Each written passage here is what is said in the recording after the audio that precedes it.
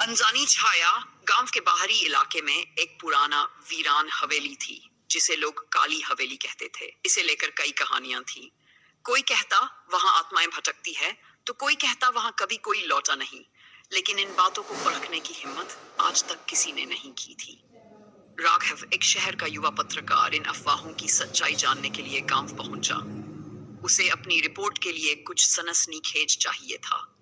गांव वालों ने उसे समझाया, मत जाओ उस हवेली में बेटा, वहां कुछ सही नहीं है। लेकिन राघव को यकीन था कि ये बस लोगों की कल्पनाएं हैं। पहली रात राघव ने अपने कैमरे, टॉर्च और नोटबुक के साथ हवेली में कदम रखा।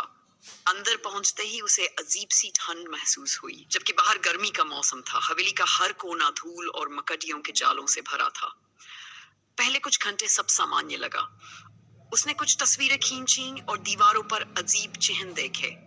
पर जैसे जैसे रात गहराती गई, हवेली की हवा भारी लगने लगी।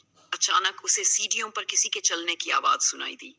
कौन है? राघव ने आवाज लगाई, पर कोई जवाब नहीं मिला। उसकी टॉर्च की रोशनी एक कोने में पड़ी। वहां एक पुरानी टूटी हुई झूले की कुर्सी हिल रही थी, मानो कोई अभी वहां बैठा हो। दूसरी घटना, राघव ने अपने डर को नजरअंदाज कर हवेली के दूसरे हिस्से में जाने का फैसला किया। उसने सोचा कि यह सब उसका भ्रम हो सकता है।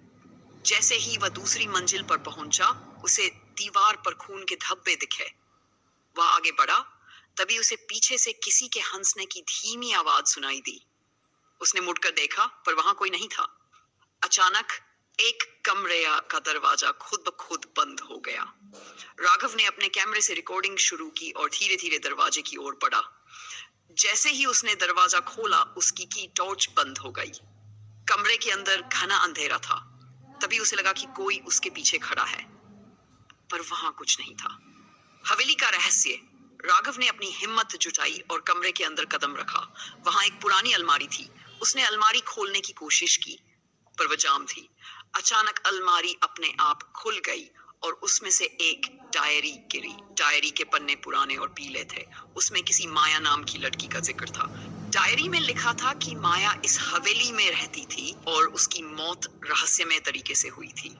ये भी लिखा था कि उसकी आत्मा अभी भी न्याय की तलाश में भटक रही है। राघव ने डायरी पढ़ ही रहा था कि उसे लगा कि कमरे में किसी ने उसका नाम पुकारा। ये आवाज इतनी ठंडी और भयावह थी कि उसका दिल तेजी से धड़कने लगा। अंतहीन छाया। राघव ने तुरंत हवेली से बाहर निकलने का फैसला किया।